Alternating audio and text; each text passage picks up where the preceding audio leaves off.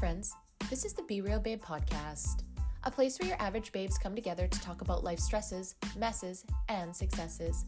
A place where being yourself is the ultimate goal, where your opinion, your story, and your individual experience matters. Join me, your host B, and my guests for real and raw talks every week, laying it all out there so we can all help each other learn more, grow deeper, and evolve collectively. Now keep in mind, as a disclaimer, no one here is an expert and no one is giving any advice. This is strictly our opinions, thoughts, feelings, and for entertainment purposes only. Now with that being said, it's time. So grab your drink, grab your joint, and let's jump right in.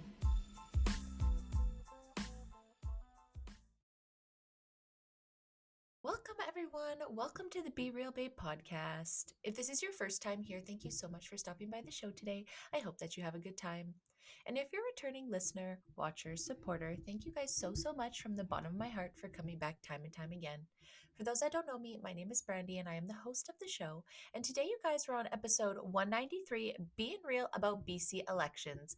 I am all on my own today, and if you are not into political talk and you don't want to know anything about BC elections, and I'm sorry, this might not be your episode, but since this is very real for majority of for sure the co-hosts on the show, since 4 out of 5 of us currently live in British Columbia, it's super important for us, as by the time this episode launches, it'll just be a couple weeks away until we have our provincial election. So I'm going to talk a little bit today about just elections in Canada, particularly, like I said, in BC, and then go over kind of the process here in British Columbia, as well as the candidates and what their platforms show. Now, to be quite honest, have already my decisions made of who I'm going to be voting for, and I'm going to try my best to come as center as I can in this conversation. This definitely isn't me telling you what to do or saying that you should do what I do. I'll give my opinion at the end, of course. And if you've been around, you probably know who I'm already going to be voting for. But I just want to empower people to actually look into the candidates, where they can go. What does this all mean? For myself, I know I obviously went to school and learned all this stuff, but as you age, I feel like you kind of forget, and you just kind of go through the motions of voting. And most people will vote based on the people around them, maybe work, maybe what province you are in. So it came very clear a couple years ago that whether I want there to be a big government or whether I like anything about it, it very much affects my life. So me personally, I wanted to get involved a little bit more and understand. And right off the bat, you guys, I'm going to fucking say I don't know anything. Okay. This is just me reading stuff, trying to figure out on my own. Like I said, from being born and raised in BC, going away for, a decade and seeing what Alberta was like, and then coming back, I obviously have my views based on what I've experienced, not necessarily the wording that comes up there, but I think it's important to read this stuff, and I think it's important to look at both sides. And the reason why I say that, actually, before we get into that, I'm just going to remind you, I'm forgetting because I'm all by myself. So just want to remind you, if you are watching on YouTube or Rumble, to make sure to like, subscribe, and turn on those notifications. If you are listening on Apple or Spotify, you can also follow me and turn on notifications and leave a review if you're feeling like you want to send me some love. If not, all good. And if you want to find me on social media, you can find me on TikTok, Facebook, Instagram, and Pinterest at the Be Real Babe podcast or at the Be Real Babe. Again, guys, thank you so much for this season. It's been so fun. I can't believe we're done a month already.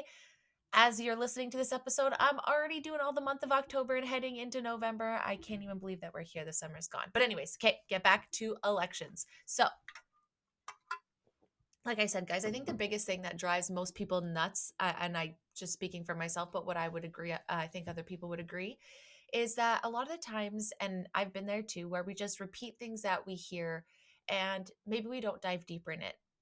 I don't blame anybody. This shit is boring. It's exhausting. It never ends.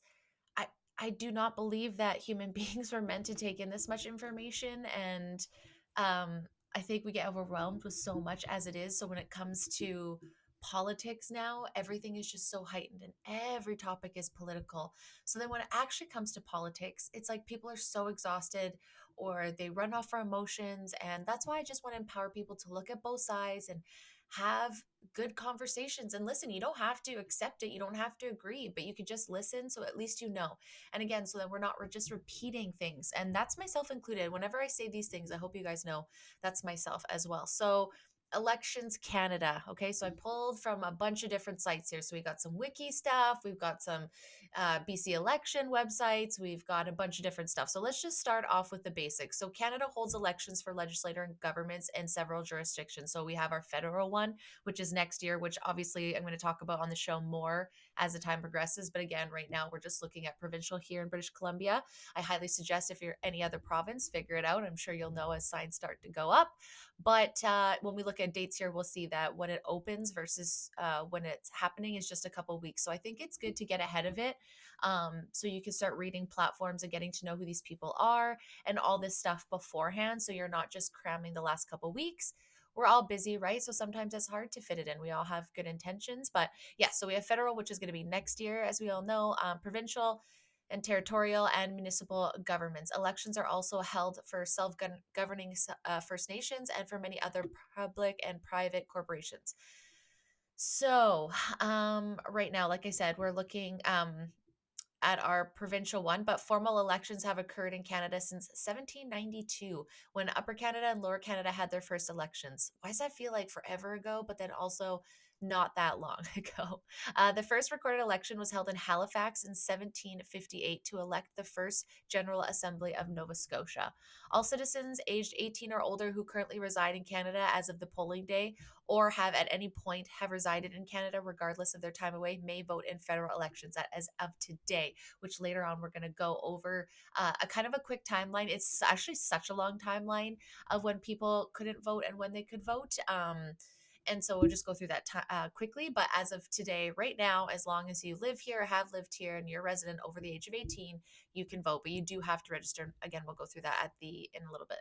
So most recent Canadian federal election was obviously September 2021, and that is where the NDP and John Horgan won. And as we know, he got sick and then was replaced by David Edby, which we'll go over those individuals later. But what I found interesting is, so you guys can go look this up too. I just felt like I was very uneducated, like I said, about all of this stuff. It just felt very confusing when I went to talk about this. This episode's definitely a last minute throw together. So apologies. I wish I would have dived deeper in this because, again, as always, there's so much. But, anyways, so there are regulatory bodies for each province, and obviously the federal one with Elections Canada that was formed in 1920, but specifically here in BC, we have Elections BC, which was formed in 1995.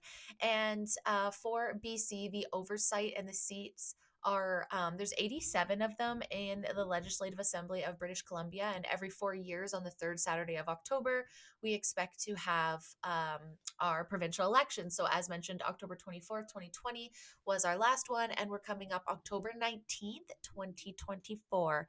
I will be saying these dates over and over. October 19th, 2024. This is a Saturday, and we're going to have to do early voting because I am not going to be in British Columbia at that time. And yeah, it's actually very easy to, well, we'll talk about it. You can register. It's very easy to vote. I had moved in Kelowna. We had just moved actually. And it was a municipal election, and we had just moved within a month. I think I was living there and I was able to vote, so it is very easy to register, guys. So you can find that at Elections BC. We'll go through that a little bit, but once I started diving into it, again, it's just like trying to explain this. It's like, okay, well, what is the Legislative Assembly of British Columbia? So how does this work? So essentially, Assemblée législative de la Colombie-Britannique. Oh my gosh, that brings me back to like junior high school. Anyways, it's the deliberative assembly of the Parliament of British Columbia and the province of BC.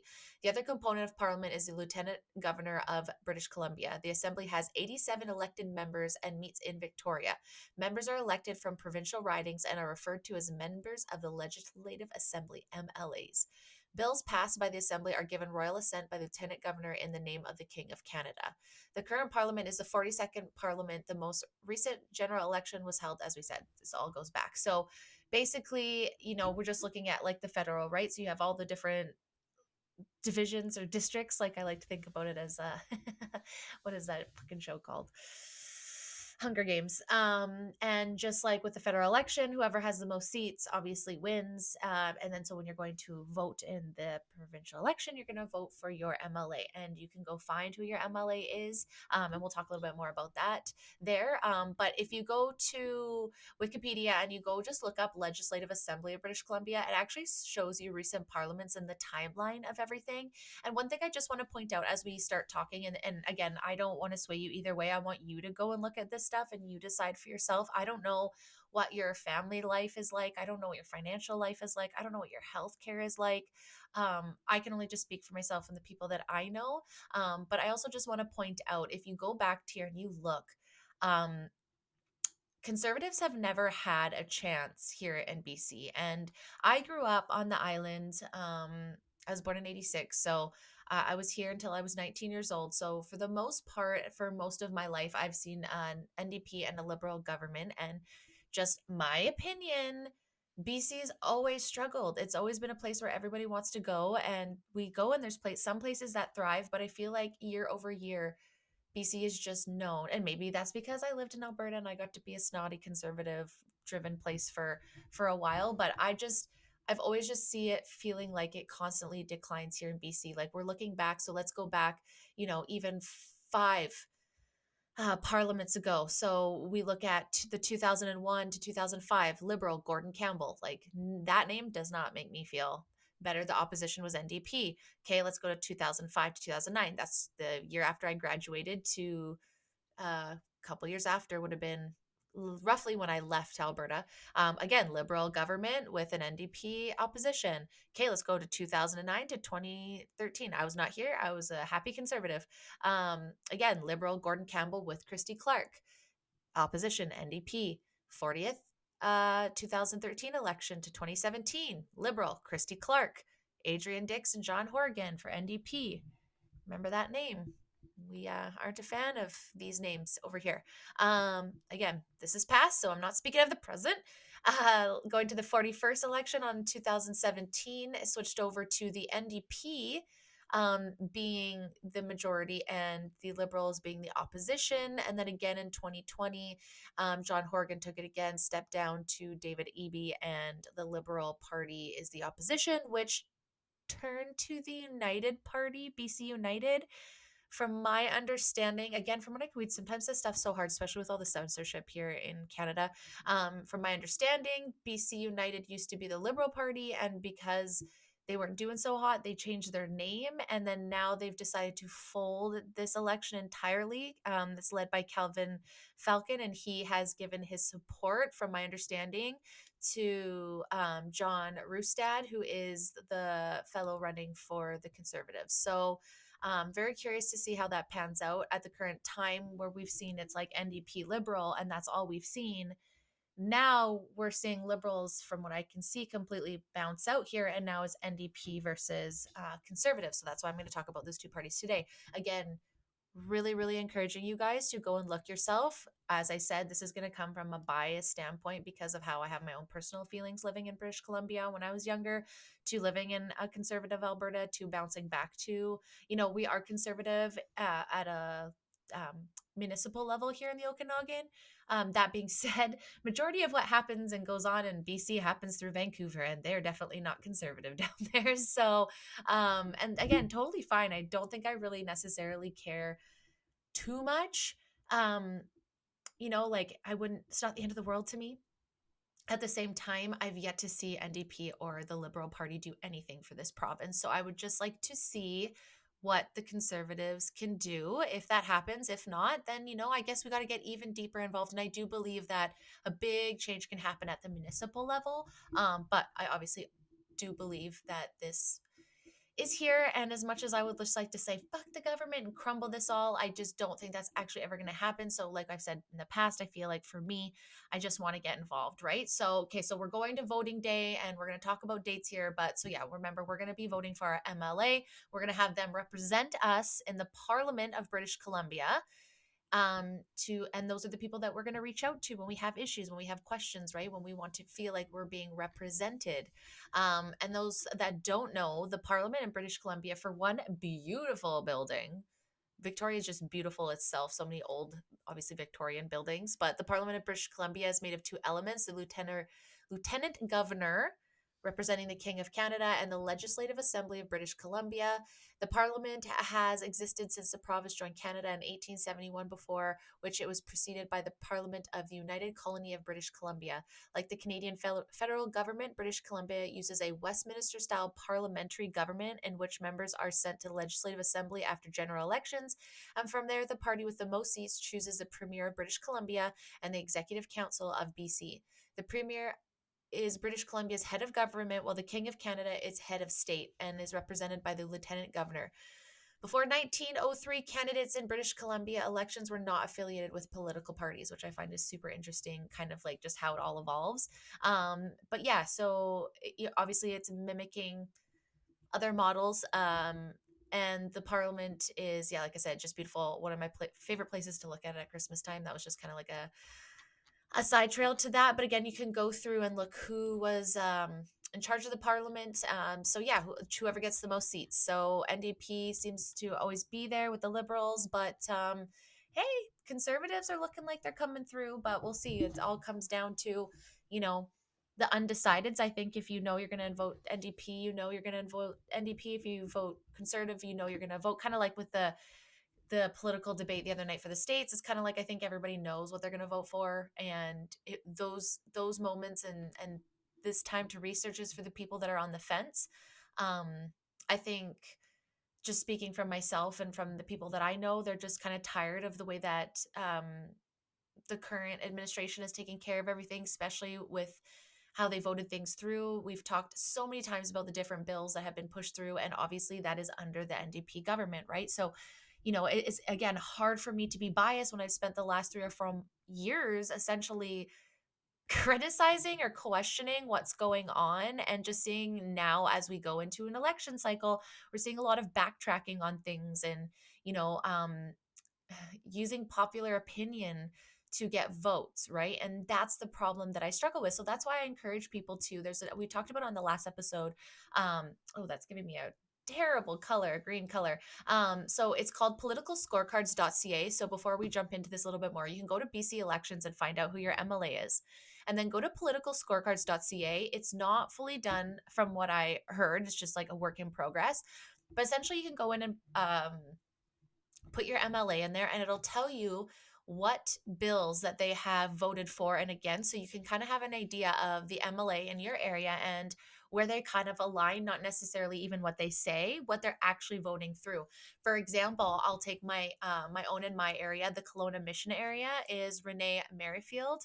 And when I'm looking at her, I'm seeing that she voted no for the Bill 31 Emergency Management Act, which gives politicians a decision making to kind of take over your government, your government, your property and all that, for a state emergency. And we've seen how many states of emergencies have come up over the last couple of years, So great. I'm glad that she took a stance against that.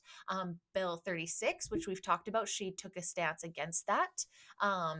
The Bill 44, the Housing Amendment Act, eliminates public participation in community planning, which takes the rights and authority away from property owners and municipalities. She voted against that. And then I'll also vote when she wasn't elected at that time, so she wouldn't have had a part in that. So in this scorecard, she's given a pass, so aligning with a lot of rights and freedoms that we would hope to see. So again, that website, this is a terrible color for my face, politicalscorecards.ca. And you can also message me too, guys, if you want to get that, to go look up your MLA.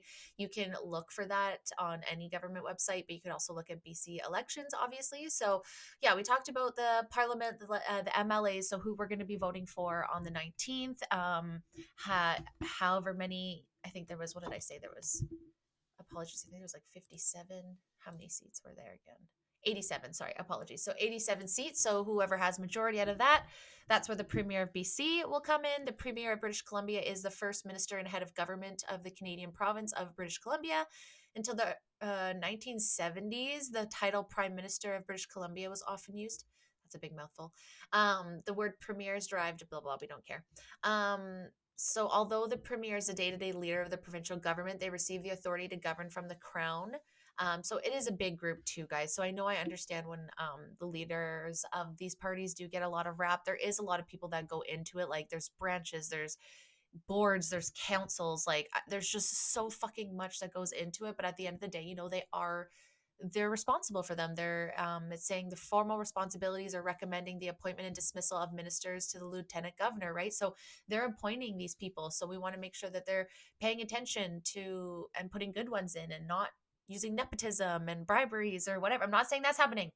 I'm just saying it's important to know these things. It's important to know who connections they have, right? So, serving as the president of the executive council and head of the cabinet, leading the development and implementation of government policies and priorities, serving as a senior communicator of the government priority plan between the lieutenant governor, the cabinet, British Columbia government, and other provincial territories governments, and the BC and federal government. So obviously, currently, right now, that's David Eby, since November 18th, 2022.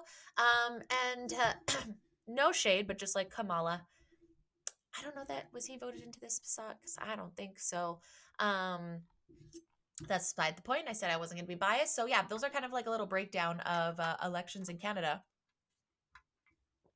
I know there's people that don't tune in here. So for those that don't, that aren't Canadian, we have our federal election. Like we said, that's all of Canada that votes for our federal government, which is in Ottawa. And then we have provincial governments, which is by each province of Canada. They kind of, I think each one runs on their own timeline. If you go back to the beginning of season 7, I think I shared when everybody's provincial election was going to be, but you can also look that up for yourself. And then we have the municipal level government, which I think is the most important and the one that I want to get involved in the most. But I also do think it's important for BC. Again, yeah, there's a lot of stuff. A lot of stuff, guys. So if you are in British Columbia, you should have already by now received your kind of like pre-voter register voting card. I know myself and Grant did, just kind of confirming that you are there. You're the only people in the house. So make sure you haven't got that. Then make sure you are registered to vote. And again, you can do that by going to elections.bc.ca. It says right up at the top, registered to vote. So super easy. Like I said, I've said it several times now, but the general election is scheduled for the 19th. I won't be here, so I'll go over the dates, but there is advance voting. Um, so, like I said, if you're not already set up, make sure that you're set up. Make sure you're registered. Like I said, you should get a card. Um, I believe you get another card where you go once things are announced. But this is just kind of like we got our pre-registration one. So it's just kind of going out. So when you get the cards and the new districts have come out, they'll let you know where the nearest voting place is. Sorry, that took me a second. But there's also a new voting process, and this one kind of threw me off a little bit. I'm not saying, but we all know how I question everything, but whatever. Okay, we'll try. But there's a new voting process will be used to administer the 2024 provincial election. This includes network laptops instead of paper lists that took voters they had to look voters up and cross them off the list. This will help serve faster. Electronic tabulators will be used to count paper ballots. Tabulators are accurate, secure, and efficient. They help us report quick results on election night. So that's fun. I do think that obviously will be much nicer, and from my understanding, it will open you up to from my understanding, it'll open you up to be able to possibly go more places, I think. So anyway, so key dates: the pre-campaign period started in July. Writ day election is called. The period begins September 21st. So by the time this airs, that would be a week before. The candidate nominations close the day actually that this airs, on September 28th. Will be closed for Truth National Day of Truth and Reconciliation. All of BC is closed for statutory holiday that day, only BC from my understanding. Um, Online and telephone voter registration closes October 7th, so make sure you're registered by October 7th. And if you need to do advance voting, you have from October 10th to 13th, 15th to 16th. It is closed the 14th because that is Thanksgiving. And then if you are doing and you want to request or you did request a vote by phone package, it needs to be submitted by the 13th of um, October, I believe, for it to count. So make sure if you are mailing in, which I highly suggest not doing, I would definitely suggest voting, just because you don't know, like, how do you know if your vote's going to get it? Like, no offense to the mail system, but going into the fall, like, I just think it's probably to know that your vote counted. I would personally go, but again, some people can. I understand that. I understand that that can be a privilege. So definitely understand that. So the final voting day, like I said, is October 19th. So if you have to do advanced voting because you're going to be out of town, I believe most places are open, but it will tell you again on your little piece that you get in the mail where you can go. So just make sure if you're not going to be in town on the 19th that you take advantage those 6 days before the voting for advanced voting. And the final count will be done the 26th to 28th. And then it says return day November 5th, which I'm not sure if that's just, that must mean maybe that they return back to their thing after the results, I'm assuming. So yeah, if you haven't registered, you're not registered, like I said, you can go to Elections BC. Oh, here's a little bit more on the new province. So BC's next provincial election is scheduled for the 19th. Changes to the election legislation in 2019 and 2023 mean new voting processes and technology will be used to administer the election. Network laptops will be used to look up voters and cross them off. Like I said, it reduces lineups. Tabulators a lot faster. These changes also mean that almost all ballots on in the election will be counted on election night. In past BC elections, absentee and mail-in ballots could not be counted until final count, which took place about 2 weeks after election day. This delay was necessary to complete the manual paper-based check that required to verify that voters who cast these ballots were eligible to vote and that they had only voted once. The new voting process and the network laptops will allow us to perform the integrity checks much faster and in real time. All right, well, so there's that. If you vote at a voting place outside of your electoral district, we will print a ballot for you listing the candidate from your district. The tabulator will count your ballot when you cast it, and your vote will be, I mean, let's hope they did all their safety checks. Okay, that's all I'm going to say. So if you want to learn more about the tabulators and all that, they have a whole thing on it. It says accurate, secure, efficient. I'll leave that up to you. Oh, it says in close races, ballots are recounted by hand. What if they rig it to not? I'm just kidding. I'm not being Trump. I'm just kidding. Don't come at me. So before we go and look into these candidates and what their platforms are going to say on a high level, guys, again, I'm not going to dive, it's so much, it is so much, but I suggest you go and look. I'm just going to do my best to report on the high level stuff here, but I just thought some little fun history facts. Let's have some fun facts on the history of BC, which I don't think that they're fun facts when I started reading them, so I don't know why I said they're fun facts, but facts about BC elections. So, school teachers were prohibited from voting in the 1870s and 1880s. I guess they weren't allowed to vote. Their opinion didn't. Educating the masses, but you don't get to vote. The voting age was originally 21. The first Indigenous person was elected as MLA in 1949. That is a very, so that's like what, 50, fucking like 90 years after. BC was the fourth province to extend voting rights to women in BC. Sorry, guys. My connection is being silly, so I apologize if this is being weird. Recall and initiative legislation was adapted in 1995. BC is still the only province to have such legislation. So, when because this internet connection is being kind of silly, I'm not going to go through all of this. But if you guys wanted to look, you can go on the BC election website and electoral history of BC, and you can see for the most part that only men that owned property at the very beginning were allowed to vote.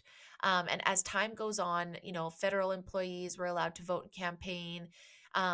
Candidates required to pay a $200 deposit. Japanese Canadians prohibited from voting in 1895. Um, Election Day was declared a public holiday in 1904. Then South Asian Canadians were prohibited from voting. Women allowed to vote on the same basis as men was in 1917. Women and men of certain ethnic groups were still excluded from voting. So you see all of these minority groups were not allowed, or if you didn't own property, you didn't get to vote. Or obviously, we've talked about that in the past with genders and stuff, and we obviously know that women weren't allowed to for a long time, and then too it was like certain people couldn't run and certain people couldn't vote unless they owned, yeah, like I said, there's, and then they've lowered the age to 18 in 1992. So as the years go on here, all the way through, things are continually changing. I think it's just super interesting, all the history that goes through. And I always wonder, like, was this for the better? Was it for the worse? I'm not saying by people voting by any means, but just, all these changes. The last one was changes to Election Act allowed Elections BC to create a list of future voters and modernize the voting process by introducing technology. And that is when she ends. I'm just kidding. So I just find it super interesting if you were ever wanting to go back to see, like, people in prison allowed to vote no matter the length of the sentence in 2003, like, just very interesting changes. Changing the number of seats in the assembly to 75 to 79, just all these different ages. And when they started to reverse, when people were able to start voting again, when they were able to um, have people now, like I said, having all the people being able to vote now, which I think is super amazing. Really hope this works. Anyways, guys, really sorry about that. My internet is being terrible. Riverside's being terrible right now, so I'm trying to record it a different way. So I apologize if the audio sounds different. But let's finish this episode. Obviously, the government's trying to fuck with me and doesn't want me to talk. I'm just kidding. This is 100% my internet and the fact that it's terrible in my area. So I'm going to try my best and get through the rest of this episode. So again, like I said, guys, it seems that there seems to be two parties that are really in the race here. We've got the NDP that's led by David Eby, whatever. And then the Conservative Party of Canada, which is ran by John Rustad. And again, I think I said this, I would try to say this earlier, but I didn't actually get my point across, I don't think, is that a lot of people are saying that some of the Conservatives were just liberals, or they were just liberals, and they're liberals playing conservatives. And hey, maybe they are. I don't know.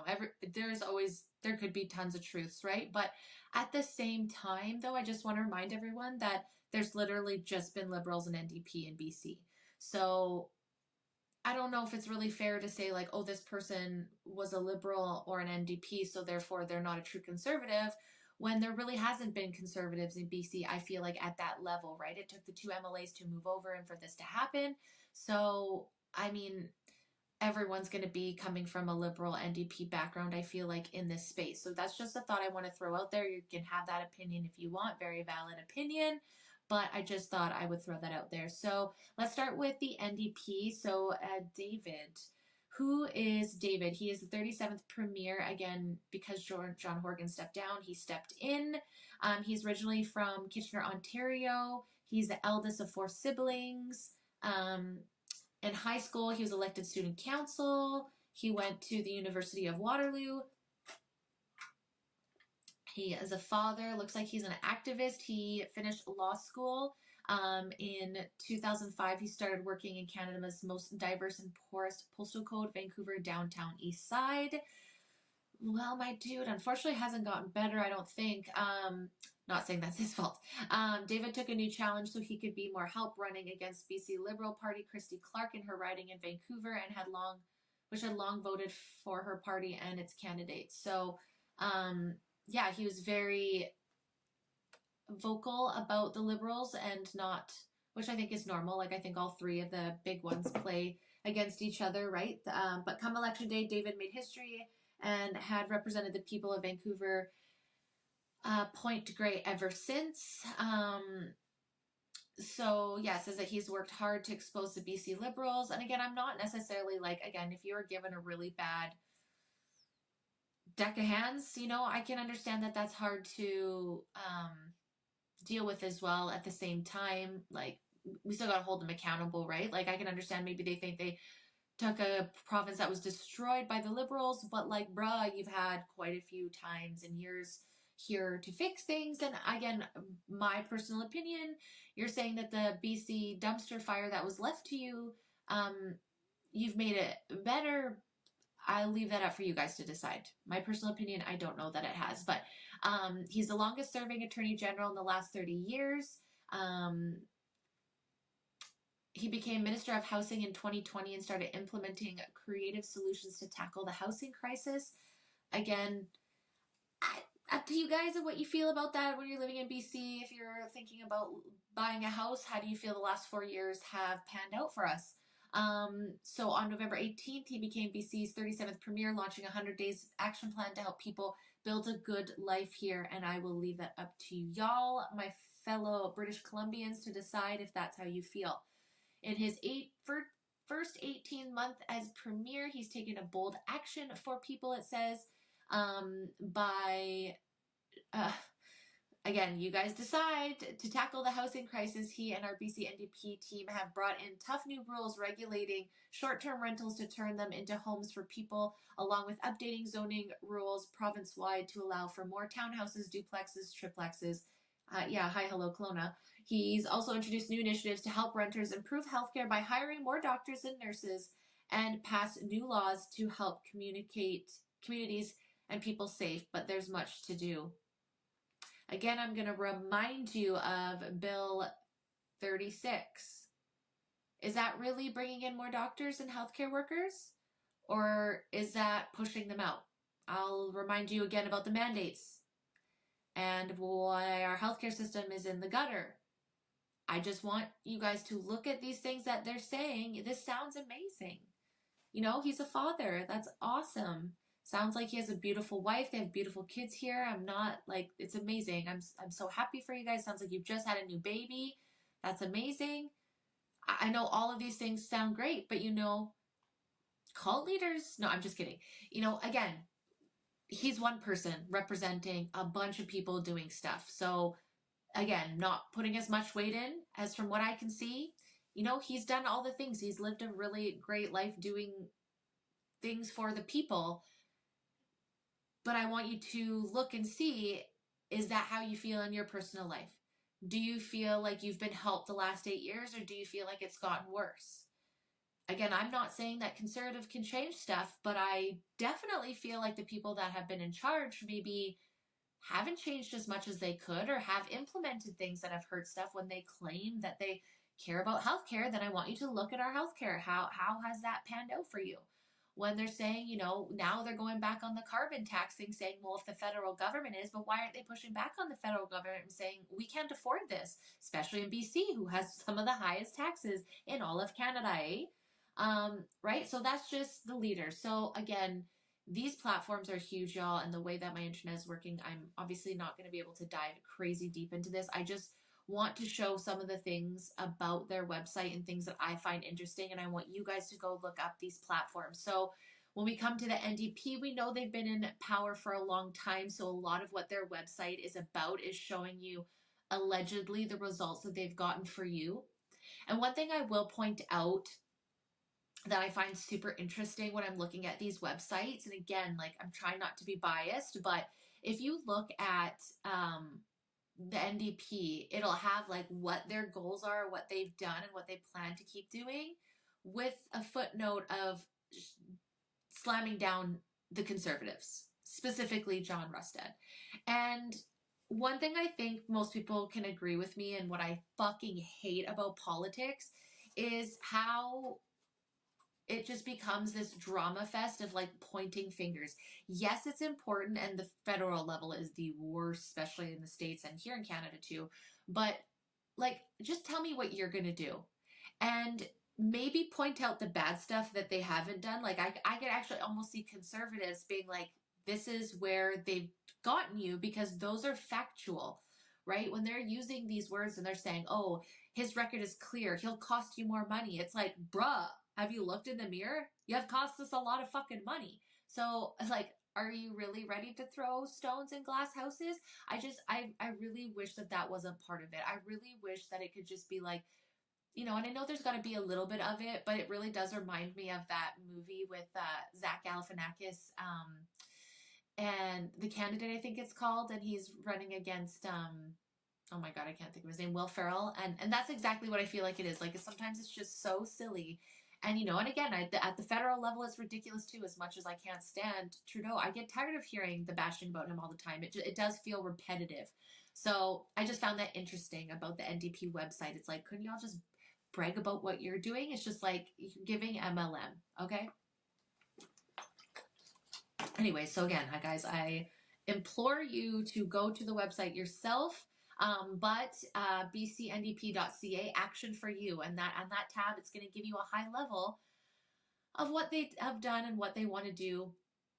Looking at things like global inflation, unfair interest, we reduced ICBC rates to 500 and had them frozen. Um, they eliminated MSP premiums, saving one person $1,800 a year. But again, like, I just like to counter, how much did those premiums raise? Okay, you got them to lock in at 500, but what were they raised to before that? I'd be curious. These are the things that we have to go look at. Again, I don't want to do all this research for you and tell you. I want to tell you where these resources are, and you can go look for yourself. I'm just reading high level things, okay? They said that they have cut childcare costs in half. I'm sure some parents, again, look at these things. Parents, do you feel that they have cut childcare costs in half? You decide. It's your life, right? So this is, again, at the bottom, it says, John Rustad's record is clear. They'll cost you more. In fact, he's planning on a $500 ICBC rate hike. That's wrong for you and for your economy. Again, I have not seen that anywhere. Is that even factual? I just get very curious. So, they're going through all the ways that they have made things more efficient, all the rebates that they've put in. Honestly, guys, I think I got one rebate, and I think it was like maybe $100 from ICBC, which, again, great, but my bill actually didn't go down. And usually when you have loyalty, it goes down, but it actually went a little bit up this year. So it's like, great, thank you. But again, what's the trade-off for that? Cool, those MSP premiums came down, but how much did all healthcare cost? You're pushing people away. We're not actually getting healthcare. So again, are they using these words? And we can only push this against the NDP because conservatives haven't had time to actually do anything, so we can't actually see the results. But with the NDP, we can look at our personal lives and say, hey, does this ring true for me? And maybe write down a list and tick things off and look what is priority between both parties. One thing I find interesting is that they've made birth control free in BC at the NDP, saving about $300 a year. Are you giving out informed consent with that birth control? Okay, we know how I feel about that. But again, there is a lot of good stuff. I'm not saying that they haven't done good stuff. Again, I guess I just struggle when it's just so cherry picked and so shown to look good. Again, that's all politics, but where is it actually coming down? One thing I think it's really interesting that they're targeting that restricting Airbnbs, turning thousands of units into long-term homes. That's not necessarily true because a lot of people didn't actually want roommates. They were just trying to supplement income. So by restricting Airbnbs, in my opinion, just from going over the summer from what I'm seeing, that hurt our tourism, among other things. I'm not saying that is the only reason. Please understand that, because West Kelowna was still able to have Airbnbs. I'm just saying it did take a toll on the tourism in the province because hotels were super expensive. They're always overbooked. That's why Airbnbs were good. Also, like I said, those people were just wanting to rent out their basements or their rooms just to make some money through the summer. Sometimes it wasn't necessarily because they want to house somebody. And then at that point, you're kind of forcing them into housing people that maybe they didn't want to, because maybe they could have made as much money through the summer renting out to, weekly visitors versus having someone full year. And you kind of actually took that option away. So I don't know if that's the fucking brag you want it to be. But again, I'm going to try and be unbiased and say, they're saying they're delivering 80,000 homes now with the estimate of 300,000 more over the next 10 years. I'm going to ask, how big are those houses? Because I'm seeing a bunch going up Kelowna, and yeah, there's a tiny little apartments, which again, they're good, but I don't know, again, if that's the win when most regular people can't afford to build homes anymore. So it's like, okay, you're delivering a bunch of homes, but most people can't afford homes. You're delivering a bunch of townhouses and apartments. Can we make buying houses more affordable again? How about that? But again, at the bottom, there's always going to be a dig at the conservatives. So again, guys, go and having a look. What are they doing for the housing market? Healthcare. Allegedly, they've hired 800 new family doctors in the last year alone. Over 400,000 people have been connected to family doctors and nurse practitioners since 2023. We've hired 6,300 new nurses just in the last year. We're allowing pharmacists to prescribe free birth control and treatment for minority ailments. We're building new hospitals at a record rate. Again, I'm going to challenge this. How many places are we hearing closing down? How many emergency rooms are closing down? How many doctors and healthcare people are leaving because they can't speak without, out of any sort of wrong think or wrong speak to whoever decides that day? You know what I'm saying? So again, who leading the country with better and faster cancer care. We've broken ground on 4 new cancer centers, launched new cervical cancer self-screening tests, increased cancer screenings and treatments, hired more specialists, and reduced travel costs for cancer care. Boy, that's bold. Y'all, that's bold. I'm going to tell you for real, like be so fucking for real right now. That is not true. That is not true. Y'all know Torva's been on the show. You know her experience. She is one of many. That's a straight up fucking lie. Sorry, I was trying not to be biased, but that's what they're saying, guys, and this is my point. With the NDP, if this is your government and who you are planning to vote for, you need to take it one step further and challenge these facts to see if you actually know that these are true. Okay? You took BC from last to first in nurse hiring. Are you out of your mind? BC welcomed 6,300 nurses last year. What about the ones that you guys forced out because you wanted their personal information? Are you fucking for real? Okay, but this is what they're saying. So, but you can see why if people don't look into it, if people don't know, if they're in an echo chamber, you can see why certain people get really high. What do you mean? We're doing good. They're hiring 6,300 nurses. They're not remembering that there's a bunch that were held back for years from working. And I've said this before, give us the choice. If I had a choice, I don't fucking care what your vaccine status is if I need medical help. Just help me, please. If anything, I'd prefer that you just made that decision for yourself and you protected your privacy, whether you did it or not, right? So again, looking at things like their economy works for you. We're at the top. No, are we? Are we? They've created 270,000 good jobs. Where? Where? Introduce sick leave for all workers. Okay, cool. Thank you. Great. Most companies did that anyway, so I'm really not sure what the flex is there. And again, that's all I'm saying. I want you guys to look at it yourselves. Look at their platform and read each one and really resonate. Find the ones that resonate, that affect you, and look into them deeper. You know, which ones are really bothering you?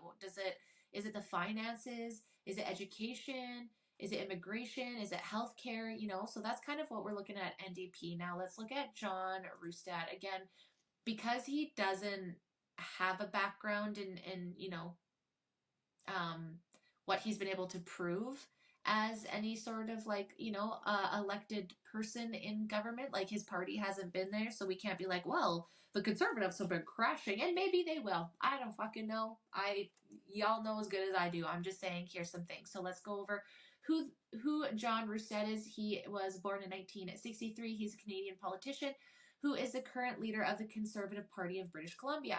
He was first elected as a BC Liberal to the Legislative Assembly of BC in 2005, representing Prince George Omanisa. I'm so sorry if I butchered that. He currently represents the constituency of Nechico Lakes, which he has held since 2009 election. So in his own area, just meaning like provincially, we can't look at conservatives and what they've done based on their platform. He served in Premier Christy Clark's cabinet as the Minister of Aboriginal Relations and Reconciliation, the Minister of Forest Lands and Natural Resource Operations. So he was born in Prince George. His father worked in forestry, same. His mother was a homemaker. He has 2 older brothers. Prior to politics, he worked in the forest sector for 2 years, founding a consulting firm. First name Western Geographical Information Systems. Between 2002 and 2005, he served as a trustee on the school board of Prince George. Roustad was first elected in the legislature in 2005 as a BC Liberal. Again, that's what I'm trying to say. That's why a bunch of people are bringing up, well, he used to be a Liberal. Well, like, who the fuck in BC wasn't that's all I'm saying. I'm not saying he's not, and I'm just saying, sometimes we just have to take people at their word, okay? Like I said, in his first 2 terms, he served as Parliamentary Secretary for Forestry to the Minister of Forest, Lands and Natural Resources. as a member of the Environment and Land Use Committee. Again, I'm sure there's deeper stuff that has to do with like UNDRIP and stuff, and I'm sure there's darker stuff again, guys, about this. There always is. And I'm just reading at a surface level, okay? So he became the leader of the Conservative Party on the 16th of February 2023 because he was cited to have irreconcilable differences with Falcon in explaining his party change. In March 2023, he was announced that he was running to be the leader of the Conservative Party. He claimed as the leader on the 31st of March. On the 13th of September 2023, BC United MLA Bruce Bannon crossed the floor to join the Conservatives. This gave the Conservatives the 2 MLAs necessary for an official party status. What up? Thank you, Bruce. Thank you, Bruce. Don't bring me down, Bruce. You know that song? Oh, what's that song? Snake in the Grass? Bruce did not bring us down. Bruce, if you changed the trajectory of BC government, we appreciate, my dude. Unless they're worse. If they're worse, that's on you, Bruce. It's going to come down to you. And I just want to say a shout out. Sounds like Kim is a cervical cancer survivor, John's wife. So I really apologize to that. I can imagine that that is difficult. As a result, she cannot have children. So feel you there, girly. I hope you made peace with that. And I'm really sorry. And hopefully you'll have a bunch of new children too. No, not children, but you know what I'm saying. Relax, people, relax. So that's John. So he definitely has, he's been around the block a little bit. Sounds to me like he got tired of the Liberals. Did not maybe get along with Kevin Falcon, but hey, Kevin's backing him now. So obviously it's province first, right? And so now we're going to go look at the Conservative Party of BC and what they're looking for. So again, you guys can look at conservativebc.ca/ideas, and this is where they're letting you know what their plans are. And again, because we can't do too much to compare of like what they say versus what they've actually done in real life, we kind of have to take them at their word. But always it's good to dive deeper and poke questions, especially to those MLAs that you will be voting for. So they want to end the ICBC monopoly. It's bloated, ineffective government monopoly that charges some of the highest rates in the entire country. Sounds like the NDP says that they don't want to. Do you see what I'm saying? So you really have to, and again, we can only go off their words, right? But nowhere is it saying here that they're wanting to add an extra 500. It sounds like they're on the same page, right? Same par. So get gas prices under control. We've been taxed into poverty. Yes, absolutely. It's time to axe the carbon tax. We're on board with that. Completely agree. And again, what can they actually do? We'll see. I'd be interested to give them a shot. Stabilize the housing market. Encourage a stable, predictive housing market. This means getting prices under control by promoting the development of new housing supplies while cracking down on illegal money laundering that has inflated prices and facilitated criminal activity. Choice in daycare. Support all new parents with the cost of daycare directly while incentivizing the private sector to create new daycare spaces. The plan includes forming partnerships with municipalities. I think that's a really great space to focus in, hopefully for parents to be able to help them. I think new daycare spaces are probably always needed, especially if they are going to be cost effective. So the economy, they want to lower taxes, smaller government. Again, this sounds amazing, but is it actually doable? We talk about doing all these taxes, but where's the money going to come from? So this is all well and good. If they do get in power, these are the things that we have to remember to hold them accountable for. Balance the budget. Why they would put this in here? Why would you say balance the budget? That is such a Trudeau thing. We are living beyond our means, and it is true that the next generations are going to have to take it. So definitely got to balance the budget, but just that whole sentence, I think maybe we should rethink that thought process a little bit. But and champion small and medium-sized businesses as they are the backbone, and that's great. How are you going to do that? I'd be interested for them to dive deeper into, and hopefully we can check these out in the coming weeks. Again, going through these guys and looking at what is important and asking the MLAs in your area to explain what these plans are a little bit more, like scrap the carbon tax. Cool. But that money's going somewhere. Are you taking that from somewhere else? Where's that money coming from? The Decepticons? Like, I need to know. They want to dramatically expand BC's natural gas production and LNG export facilities and reduce global emissions through displacement of coal-fired electricity in countries like China.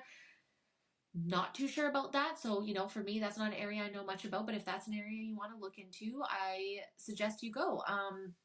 Support BC forestry. It's in is in the envy of the world. It is 100% sustainable and renewable. It supports tens of thousands of high-paying jobs across the province, which is true. So many people have family in forestry. Watch Big Timber on Netflix if you never have. It's around my hometown. I love it so much. Yeah, so again, guys, with education, support parents' choices, which, if that's super important to you, I know there's a lot of people that are pulling out of school. So, it's out in there wanting to remove ideology from classrooms, like the SOGI programs. I'm not saying that's what it is. It's just saying, they want to remove some of these things. And I know that is a place of contentment. But again, I know there's a lot of people that do have children in the area that might matter. So maybe perhaps that's something that bothers you. I don't know. I'm not a parent. So, but this will have to do putting things back on the parents and the parents' choice, protect free speech on campuses like universities and colleges to defend freedom of speech, which I'm a huge supporter of. So fingers crossed. Post-secondary funding reallocation, making sure it's going to the right places. And then healthcare. So we've got a bunch of different stuff, more doctors, more nurses. Again, these things are all good. It sounds like you guys, for the most part, have always voted against the mandates, but where is that going to be? One big time I like to see here is oppose and repeal Bill 36. That's huge. That is huge to me. I think that's one of the biggest ones. So this is what I'm saying, where it's super important, you guys, to go and look and see what matters to you. Mental illness, reopen mental health facilities, agreed and heroin handouts, stop warehousing those suffering, and rehabilitation instead of destigmatizing hard drugs. It's time to acknowledge the serious harm it causes. And our plan will be to reintroduce volunteer and mandatory rehabilitation, giving those suffering from addictions the opportunity to get clean. Again, guys, it goes on and on. Culture, oppose vaccine mandates, defend our history, oppose identity politics, right? So these are all things that you can go and educate yourself on prior to, while this launches. Everyone that's coming out that is running is going to be out there now. Their platform should be out there even more. You should be able to know who your MLA is, who you can go talk to, who are the representatives. You can go to, their websites, go talk to their forums, go to any sort of halls that they might have. And then also expand, like we said in the last one, looking at places like BC Rising and getting information from bipartisan places that one way or the other, that you should just know what's going on. Another big place, like I said, to go look at this political scorecard. Go look at the past of these politicians and these MLAs. What have they said, when they're not on the front page? What, have they been kind to people? How are they representing? Are they listening to their constituents? There's a lot of things that we can look at, and we're all going to have different areas that we care about. So I think it's important to look at the areas that are important to you, look at both parties and see where they come at, ask the questions, talk to people around you, see what they think, see what's affecting the people around you, what do they matter most, and come with, hey, the NDP wants to do this, the Conservatives want to do this. Some of this stuff is no way you could fucking do it. Like, you're just piping up and you're just saying shit, but some of the stuff could be very legitimate. I think, again, these conversations just need to be had across all levels with everybody. So again, guys, looking at places like BC elections, go look at both parties, even though obviously I have beef with NDP and the Liberals, just being a British Columbian majority of my life and also living in a conservative province and seeing the good that they have done. And again, guys, we really need to take our emotions out of it, and we really need to stop making everything political. Just because there wants to be some conversations, let's say, about LGBTQ members, that doesn't mean that they're also indoctrinating children entirely. Like, two truths can exist at the same time, and I do believe that we have to come together, and that was just one example, but we do have to blend stuff. I think when we get so polarized, that's where it makes it worse. You've got one side of the thing saying we hate DEI hires, and then the other side saying there's not representation. So, like, can there be a little bit of both? Can there be representation where it's deserved and those jobs are deserved, but it's not just focused on diversity hires, and that's just many of the topics, right? But when we just get so triggered and emotional, we can't talk about facts, and then we're just throwing emotions around and not actually progressing. So I think it's super important to, in your personal life, maybe keep it away from work unless there's safe places, but get out there and talk to people, read opposing stories. Even if it pisses you off, I actually suggest reading those the most and get used to reading them, and then telling your body it's fine, it's just someone's fucking opinion, relax, right? But I do think it is important to have these conversations, and I personally want to get better at conversing with the other side or people I don't agree with, because I know I personally grow as a person, even though my feathers might be ruffled for a minute or two, I generally learn quite a bit. So yeah, guys, we have a couple weeks to prepare from when this is launching. Go and check things out for yourself. Please do not take anything I say as truth honest. This is just what I'm reading at the current time. From my understanding, again, from my lens is going to be a lot different from your lens. I'm not a mom or a parent, so obviously my thoughts are a little bit different. I'm a white girl in cannabis, so I understand that it's a little bit different than other people, and it's going to look different for everybody. But yeah, I hope you guys enjoyed this episode. Apologies again for the internet. I really hope this comes out okay in post-production. I don't have to redo it, so y'all pray for me. I appreciate you being patient as I learn. I am not a technical girly, and I try my best on here, but when it goes to happen and this shit happens, I don't know what to do. I just make it up. So guys, I really appreciate you as always listening, supporting, being here. I know politics is kind of boring as fuck and we all hate it, but at the same time, it very much affects our lives as Canadians, even what's going down in the States and across the world. I think it's important to kind of have, just our finger on the pulse. Don't throw your whole body into it, but definitely look at these things and see if they line up. I know where I personally line. I have a conservative viewpoint. I feel like conservatives could maybe become more compassionate when it comes to some topics, but I think for the most part, they're going to be better just for the province, and we can work on, having conversations about nuance and the gray areas instead of things just being black and white and opening up versus the massive extremes that I feel like the NDP has gone to in order to stay politically correct, so that's where my head kind of goes. We can maybe learn to be little more politically correct on the conservative side, whereas like I feel like the NDP liberal side has gone way too far in the extreme side, just my personal opinion. So you guys can get memberships, you can donate, you can get involved, you can get involved on election day. Remember guys, if you haven't registered to vote, you can register to vote at bcelections.ca. It'll tell you where you're going to vote. Make sure if you are not going to be around on October 19th that you're doing the advance polling. Make sure you look and see where that is, because not all places that are open on the 19th will have advanced voting. So make sure that you do. Make sure you're bringing the right information, your government ID. I believe it's like a bill that you need to bring. Just bring everything with you so there's no delays. And inform yourself. Do not listen to what I say. Do not listen to what your spouse says. Listen to what other people say, but don't vote on that. Vote on what you truly feel, what aligns with your policies. Close social media out, close the news out, and go do research for yourself. 1 or 2 hours, you guys, that's all it takes, and then you're more informed. So when you go into these conversations, you can be like, I read this on their platform, or I read this, or I really like this, or I don't like that. And that's where we can all start coming together and collaborate better ideas and work together, which is, I believe, how this was designed to be a community. Maybe not, but you know what I'm saying? Like, I want to be the positive. There's always a negative of why this was created, but what can we do with it and how can we make it positive? We get involved, we share our things, and we just be open and try to be a community. But anyways, guys, thank you so much again, always, for being patient, understanding. Like I said, I hope the fuck this episode isn't as bad as it is proving to be as I'm recording it right now, and hopefully the audio works. But anyways, I appreciate you guys so much. And until next time, guys, bye.